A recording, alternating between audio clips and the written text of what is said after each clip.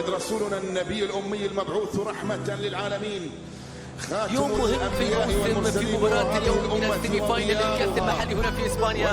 فريقين يبحثان عن التأهل للمباراة النهائية لمواصلة هذا المشوار للتتويج باللقب.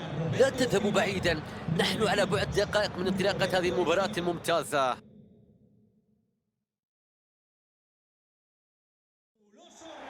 سيداتي أنساتي سادتي، هذه تحياتي من ملعب ريال أرينا وسط أجواء ماطرة ستكون عليها مباراة اليوم.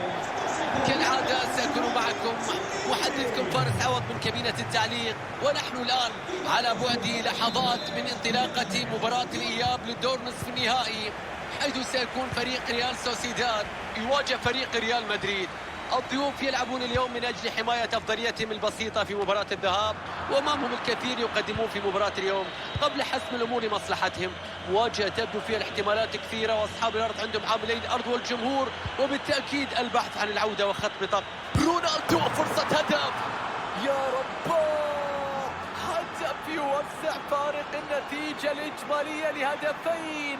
هدف يزيح الضغوطات، يريح الأعصاب، يخليهم مرتاحين أكثر، فارضين أسلوبهم على الخصم في المباراة حتى صفرة النهاية.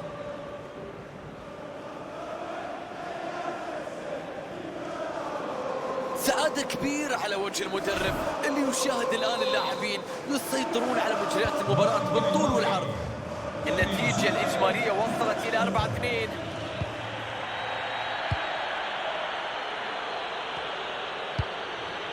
كرة بتقطع بعد عمل جيد حقيقة.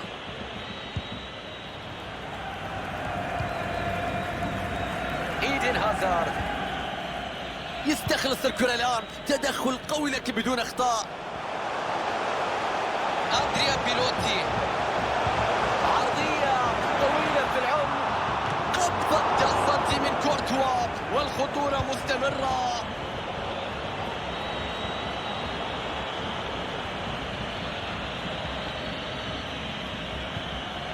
فالفيردي، مودريتش، روع المدافع، يستخلص الكرة بتدخل ممتاز.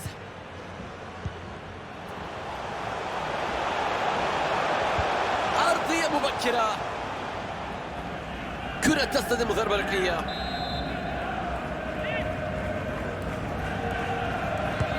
ديفيد سيلفا بيلعب الركنية إلى منتصف المنطقة، نجح في إبعاد الضربة الركنية، والراية مرفوعة هنا وحالة تسلل. نشاهد وقوف في منطقة التسلل بدون حركة، بدون مشاركة في اللعبة. يجب التدرب أكثر على التمركز في رايه. صفارة وراية، تسلل يحتسب الحكم.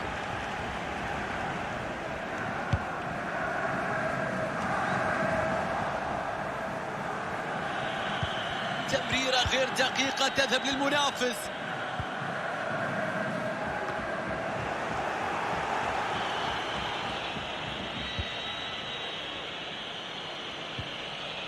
كريستالدو، تسديدة رائعة. حارس المرمى طار، حلق، تصدى لهذه الكرة.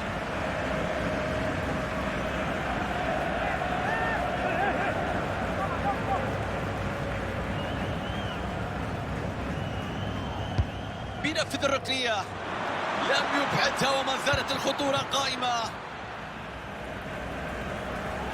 أمام مساحة في هذه اللحظات، الكرة في المرمى، وجدوا الشباك وأعادوا الآمال، يبحثون عن هدف التأهل في هذا اللقاء. حتى الآن النتيجة الإجمالية 4-3.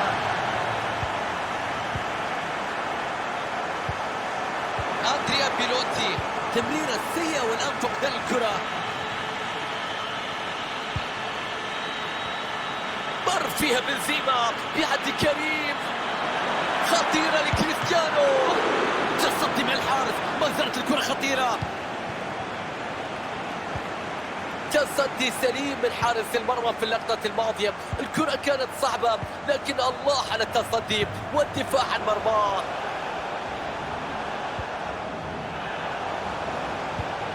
تمريرات متتالية بحثا عن ثغرة، بحثا عن مساحة في دفاع الخصم. والكرة إلى ضربة مرمى.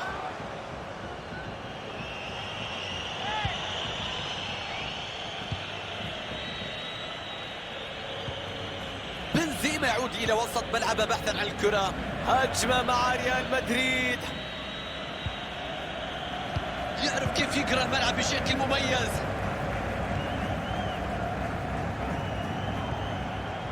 كريستيان بورتو، وصلت إلى بيلوتي.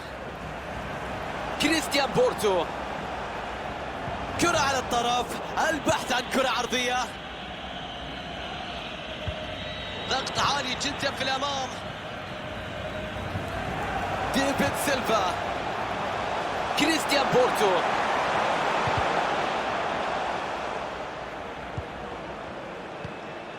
حكم الرأي يشوف ان فيها تسلل بالرغم من الاحتجاجات الكبيرة من اللاعب. فالفيردي،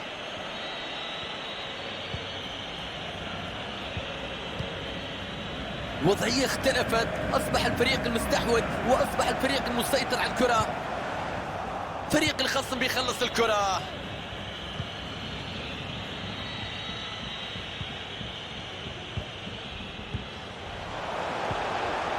وورد بروف، كريستيان بورتو، العرضية لم تكن مثالية وبالتالي تنتهي ليد حارس المرمى. بتروح الكرة من إيدن هازارد.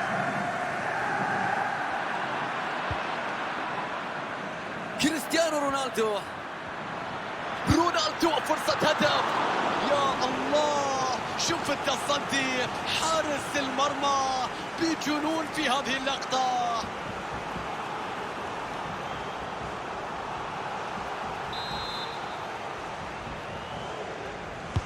ركنية تنفذ في منتصف ال 18. تعامل جيد في إبعاد الضربة الركنية. شوط أول ينتهي والنتيجة بها.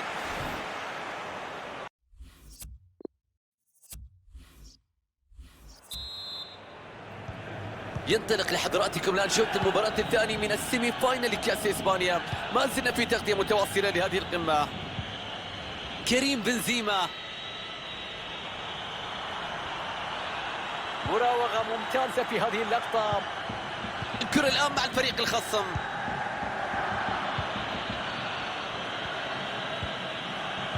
كرة بتضيع وتنتقل للفريق الآخر. ديفيد سيلفا، أندريا بيلوتي، بناء جيد لهذه الهجمة. المساحة متوفرة أمامه لإرسال كرة عرضية.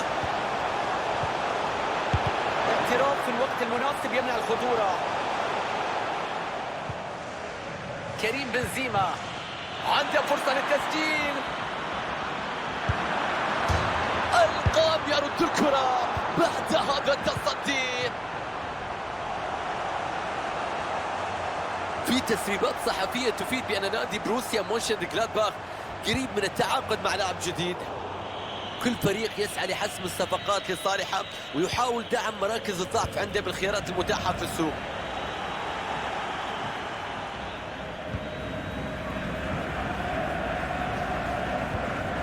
الكرة تقترب من دفاعات الخصم. جميل نقل الكرة من ريال سوسيداد. الله على الكرة، الله على اللعبة، ركنها في المقص، ركنها بعيد، ركنها هناك. النتيجة الإجمالية مشاهدينا 4-4.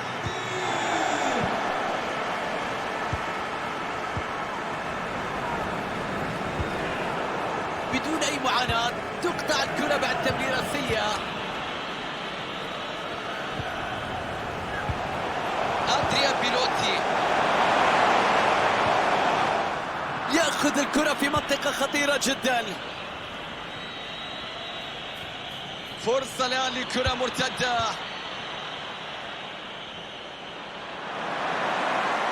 كريستيانو رونالدو والكرة العرضية، والراية ترفع هنا. أمر محبط حقيقة، كان ممكن يكون هنالك خطورة أكبر من هذه العرضية. التسلل كان موجودا في اللقطة الماضية. ربما لو تأخر اللاعب بعض الشيء لكانت الفرصة تغير من مسار ومجرى هذه المباراة في هذا التوقيت. كرة بيتغير اتجاه وتتحول إلى رمية تماس. بالنسبة إلى المباراة التالية في بطولة الليغا، الجميع ينتظر لقاء فريق ريال سوسيداد التالي، حيث سيقابل العملاق الإسباني ريال مدريد خارج ملعبه. وطبعا سوافيكم بإذن الله بكابينة التعليق لتقديم تغطية كاملة على هذه المباراة. عرضية تصل في وسط منطقة الجزاء.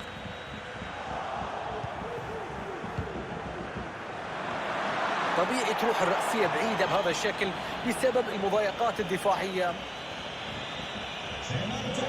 المدرب قرر يغير في هذه اللحظات.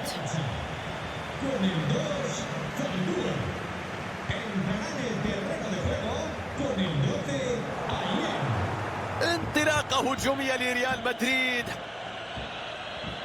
كريستيانو رونالدو والكرة في المرمى.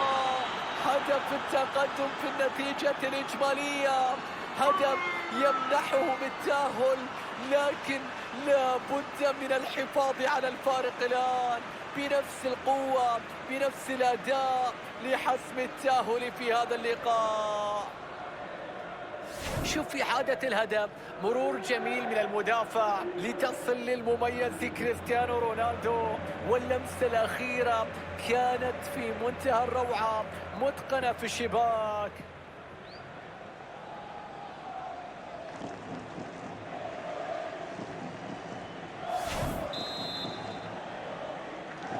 إذا النتيجة الإجمالية مشاهدينا تصل إلى 5-4.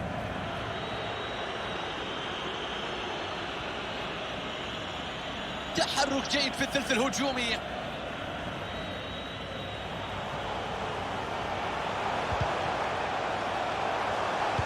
عرضية في وسط ال 18. عرضية كانت خطيرة، لا وجود للمتابعة.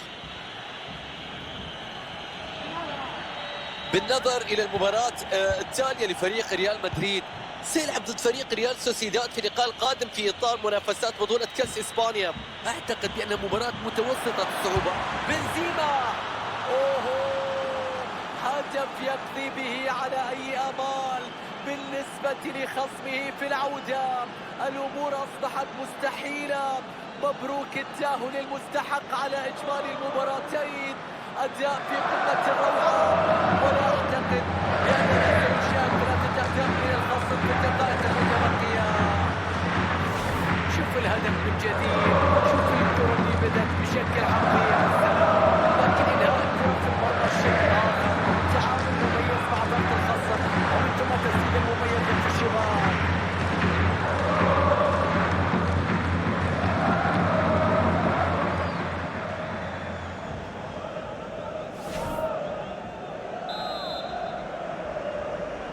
وصلنا إلى 6-4 كنتيجة إجمالية في هذا اللقاء. الآن 10 دقائق فقط تفصل عن نهاية المباراة. ويارزابال، سيلفا، تدخل وقطع للكرة في وقت حاسم.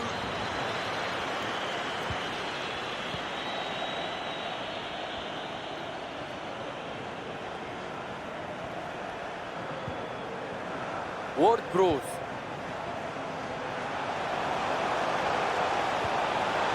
بيلعب الكرة في المرمى. هدف يقلص النتيجة الإجمالية في الدقائق الأخيرة. هم بحاجة لهدفين للتأهل. هل يكتبونها؟ هل نشاهد سيناريو درامي في الوقت المتبقي؟ 3 دقائق فقط تفصل عن فترة النهاية. كونراد دايمر، وصلت إلى ديفيد سيلفا. جميل نقل الكرة من ريال سوسيداد. وورد بروز،